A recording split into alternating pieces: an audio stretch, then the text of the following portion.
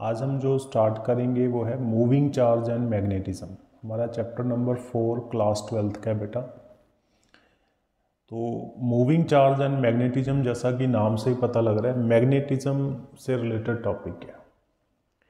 देखिए, electricity and magnetic field, ये जो वर्ड है हम 2000 सालों से इनको जानते हैं। मतलब 2000 साल पहले से हमें पता है कि इलेक्ट्रिसिटी भी होती थी और मैग्नेटिक फील्ड भी होती है। लेकिन 200 साल पहले ही हमें इन दोनों की रिलेशन के बारे में पता चला है।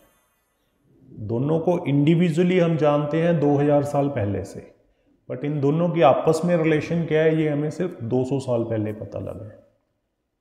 तो इनकी जो रिलेशन निकाली है वो एक साइंटिस्ट थे, ऑरस्टेड। इन साइंटिस्ट का नाम था ऑरस्टेड।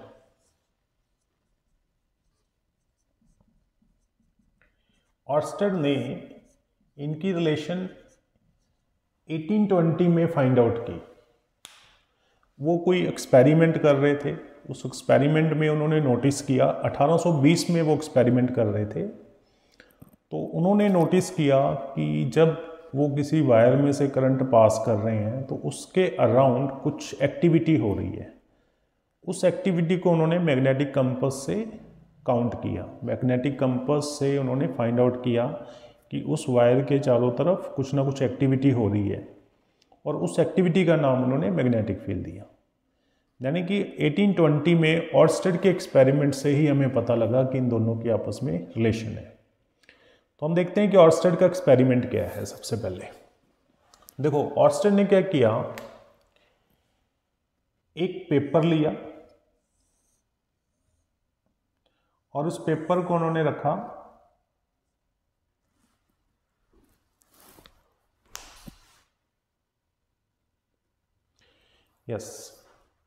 तो एक पेपर लिया उन्होंने और उस पेपर के परपेंडिकुलर एक वायर पास की। तो ये जो वायर आ रही है ये बेसिकली पेपर के नीचे से ऊपर की तरफ है, यानी करंट जो है वो ऊपर की तरफ जा रहा है। और इस पेपर पे उन्होंने कंपास रखी। अब पॉइंट आता है कि मैग्नेटिक कंपास क्या होता है।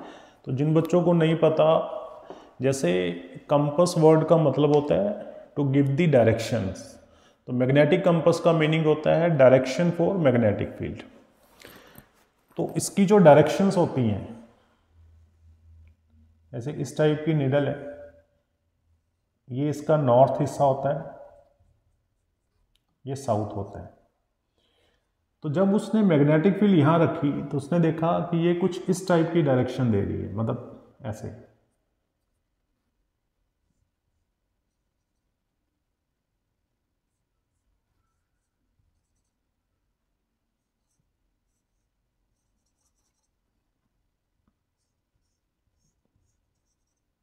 इस वे में। इससे हमें क्या पता लगता है कि जब current out of the paper, देखो जब करंट ऊपर जाता है उसे बोलते हैं आउट ऑफ द पेपर। जब current out of the paper जा रहा है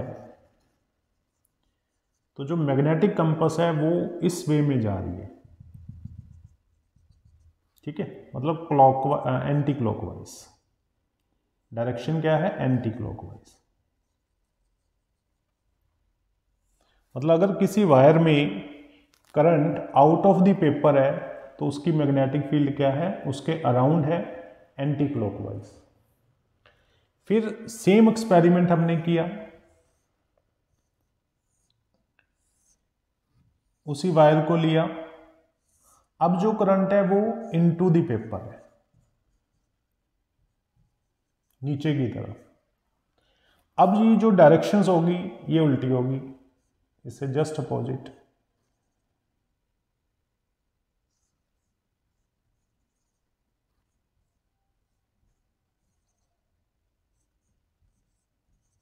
यानी कि मैग्नेटिक फील्ड ऐसे जा रही है क्लॉकवाइज।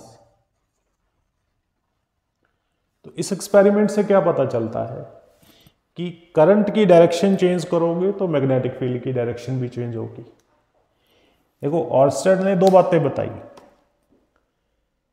पहली ये कि जब किसी वायर में करंट पास होगा तो उसके अराउंड मैग्नेटिक फील्ड आएगी। दूसरी बात, जब आप उस करंट की डायरेक्शन को चेंज करोगे मैग्नेटिक फील्ड की डायरेक्शन भी चेंज हो जाएगी। तो ये जो हमारा जो चैप्टर है बेसिकली मैग्नेटिक फील्ड से रिलेटेड चैप्टर है।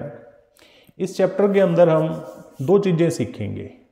फर्स्ट थिंग, मैग्नेटिक फील्ड कैसे प्रोड्यूस होती है।